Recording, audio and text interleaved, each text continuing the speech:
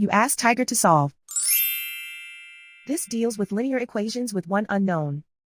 The final result is p equals 3 over 4. Let's solve it step by step. Group all constants on the right side of the equation. Subtract 24 from both sides. Group like terms. Simplify the arithmetic.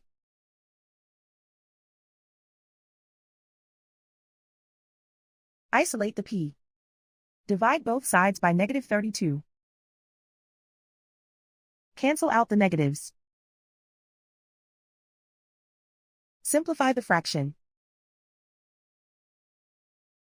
Cancel out the negatives. Find the greatest common factor of the numerator and denominator. Factor out and cancel the greatest common factor. And so the final result is p equals 3 over 4.